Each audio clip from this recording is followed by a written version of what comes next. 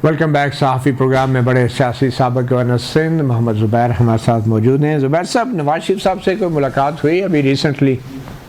कोई राब्ता, कोई नून लीग की क़यादत से? नहीं जी, मेरी आपको वापस लाने के लिए कोई कोशिश नहीं की गई? नहीं, कोई मुलाकात नहीं। मेरी लास्ट मुलाकात उनसे सितंबर 2023 में हुई थी लंदन में, और अक्टूबर में वो बस वो स्टेज पर सलाम दुआ हुई थी जब वो अक्टूबर 21 को वापस आए थे। ठीक, अच्छा। उसके बाद मेरी कोई मुलाकात नहीं। अच्छा, जनरल फैज़ साहब का जो कोर्ट मार्शल करने का ऐलान किया गया, अब कहा जा रहा है कि जनरल फैज़ के बहुत से लोगों से राब्ते भी थे। 9 मई के हवाले से भी शवाहिद की बात हो रही है कि वो इमरान खान से राब्ते में थे, PTI के कारकुनों से राब्ते में थे। तो जनरल फैज़ तो वैसे आपसे भी राब्ते में थे ना? आखिरी बार आपकी कब उनसे मुलाकात हुई थी?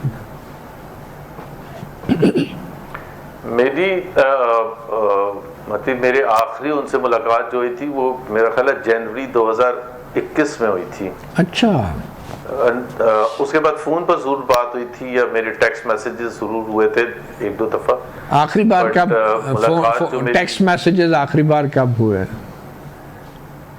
वो टेक्स्ट मैसेजेस आपको पता है उन्होंने मेरे खिलाफ कैंपेन लॉन्च की थी। मैं तो अभी उसकी डिटेल्स नहीं बताई है क्योंकि अच्छा नहीं लगता, एक शख्स मुश्किल में है। बट नहीं, कोई मुश्किल में नहीं है सर। मुश्किल में तो आप लोग रहे हैं, उन पे इतना तरस खाने की जरूरत नहीं है। आप अपनी बात तो करें। अगर आपके साथ ये होता रहा तो फिर बात तो वही है कि अगर आप भी नहीं बताने की पोजीशन में तो फिर कौन बताएगा? हुआ क्या टेक्स्ट मैसेजेस का? थोड़ा पस मंजर तो मैं जरूर बताऊंगा जो भी हुआ था। लेकिन वो जब उन्होंने मेरे खिलाफ वीडियो का वो स्कैम लॉन्च किया था, दैट वाज पूरा का पूरा एक पैकेज बनाया था जिसमें मेरी फाइनेंशियल क्रेडिबिलिटी को भी अटैक किया था, मेरे बिजनेस पार्टनर को भी घसीट के बीच में ले आए थे। It was not just about one video जो वो लेके आए थे। वरना होता है बहुत से लोगों के सिर्फ वीडियो आप रिलीज कर देते हैं, but he wanted to tarnish me. और चूंकि मसला ये था कि मैं स्पोक्स पर्सन था मियां नवाज शरीफ और मरियम नवाज का, और मियां नवाज शरीफ ज़ाहिर है और मरियम नवाज डायरेक्टली अटैक कर रहे थे और उनका जलसों में नाम लेते थे। जनरल फैज़ हमीद का भी नाम लेते थे या मरियम नवाज नाम लेती थी।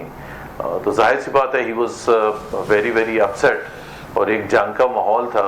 लेकिन पहले जो तोपें वहां से आती थी उसको तो मैंने फेस करना होता था। तो क्या कहते क्या थे वो आपको? मुझे क्या मना कोई कर रहे थे, धमकी लगाते थे, मैसेज कन्वे करते थे कि मरियम बीबी को? जी, उन्होंने बिल्कुल धमकी भी लगाई थी। और वो अपनी तरह से प्यार मोहब्बत से भी या धमकी से, दोनों तरह से वो चाहते थे कि जी मैं बीच में से हट जाऊं क्योंकि मैं जाहिर है आर्मी बैकग्राउंड है।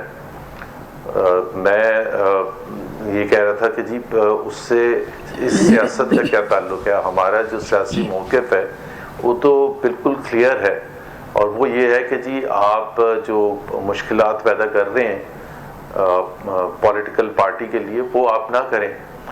और अगर कोई ऐसी चीज़ है जो मैं गलत बयान कर रहा हूँ अपनी पार्टी का मौक़िफ़ आगे लाने के लिए, तो मुझे बताएं कि मैं गलत कहाँ हूँ, मैं उसको बिल्कुल उसकी इस्लाह करूंगा। तो उनकी क्या दलील थी? ये तो नहीं हो सकता कि देखें, जिस तरह कैप्टन सफदर को जब अरेस्ट किया था कराची में, आपको याद होगा, तो वो जब उनको अरेस्ट किया था हवाई होटल से, दरवाजे भी तोड़े थे नवाज, दरवाजा तोड़ के, तो वो उसकी जो हकीकत जो हमें पता चली थी, I was obviously trying to get all the information, और उसके बेसिस पर फिर मैंने जो मरियम नवाज के कहने पर हामिद पीर को एक बीपर दिया था, तो उससे वो सबसे पहले बहुत ज़्यादा नाराज़ हुए थे कि जी मैंने कैसे उनके इंस्टीट्यूशन को टारगेट किया है, कैसे मैंने नाम लिया है। तो मैंने उनको ये कहा था कि जी अगर मैंने कोई गलत बयान नहीं किया तो आप मुझे बता दें, मैं अभी टीवी पर जाके रिग्रेट करूंगा और वापस ले लूंगा अपना बयान। तो वो एक वहाँ से स्टार्टिंग पॉइंट था। बट आपको पता ये था अक्टूबर 2020 नया PDM बना था और जलसे हो रहे थे हर जगह। कराची में था, फिर इसके बाद कोयटा में था। नहीं, उसके अलावा जो एक्चुअली जो आपने कहा ना कि धमकी लगाई थी जनरल फैज़ ने टेक्स्ट मैसेजेस में, तो धमकी किस नौयत की थी एग्जैक्टली, थी क्या? वो यही होता है ना कि हम आपको फिट कर देंगे मतलब मैं उससे ज़्यादा क्या बताऊँ। तो फिर आप उन्हें क्या कहते थे? नहीं, मैं तो आपको पता है, मैं जैसे आपके साथ अभी बात कर रहा हूँ, मैं तो कभी गाली गलोच वाला शख्स नहीं हूँ। प्राइवेट में भी मेरी एक जाहिर सी बात है, एक डिसिप्लिन तरीके से मैं बहस डिबेट करूँगा कि जी आप जो कह रहे हैं कि सही नहीं है, इस तरह से आप हमें जो जब बात उनके साथ उस वक़्त हुई थी पीडीएम बनने से चंद महीने पहले ही, जब जनरल बाजवा से भी मुलाकात हुई थी और फैज़ हमीद साहब से भी मुलाकात हुई थी, तो मेरा तो वही मौक़िफ़ था जो कि आज आपके सामने है मौक़िफ़ कि जी सियासतदानों को छोड़ दें, पॉलिटिकल पार्टीज़ के ऊपर छोड़ दें, वो आपस में क्या करते हैं, उनका केसेस क्या हैं लाहौर हाई कोर्ट में, इस्लामाबाद हाई कोर्ट में, सुप्रीम कोर्ट के, चाहे वो मियां नवाज शरीफ के हैं या मरियम नवाज के हैं। हम कोई डिमांड नहीं मैं कर रहा कि जी कोई बेनिफिट दिया जाए, कोई रिलीफ दिया जाए, but let the political process work on its own.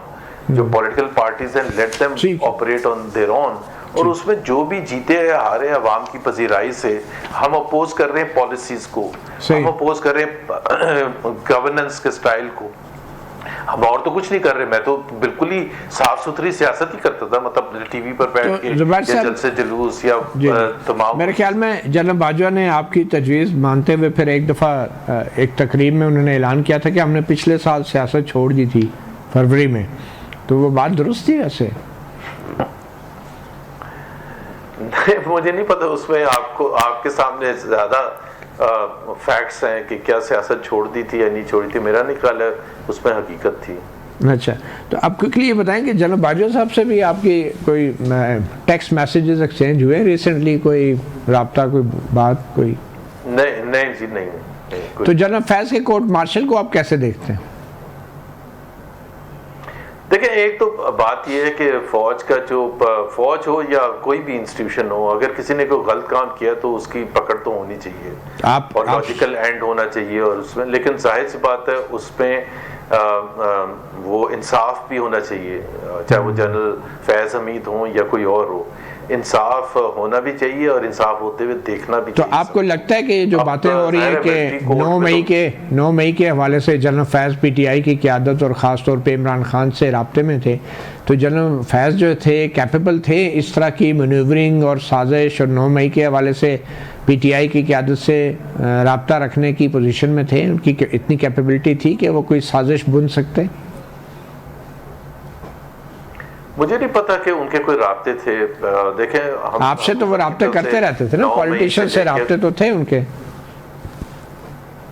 नहीं, मुझे नहीं पता कि उनके इमरान खान से या 9 मई के हवाले से कोई राब्ते थे, और जब तक मुझे नहीं पता तो मैं कैसे किसी पर इल्ज़ाम लगा सकता हूँ। और दूसरी बात यह है कि 1.5 साल तकरीबन हो चुका है, 1.25 साल तो हो चुका है 9 मई को, अभी तक एक भी प्रोसिक्यूशन सामने नहीं आई है जिससे ये पता चले कि जी कोई भी वर्कर, चाहे वो सनम जावेद थी या कोई और वर्कर थे, हारून वो महमूद रशीद थे या एजाज चौधरी थे या शाह महमूद कुरैशी थे और खुद या इमरान खान थे। अब 9 मई हम सुन के थक चुके हैं। जब तक हमारे सामने कुछ आएगा नहीं।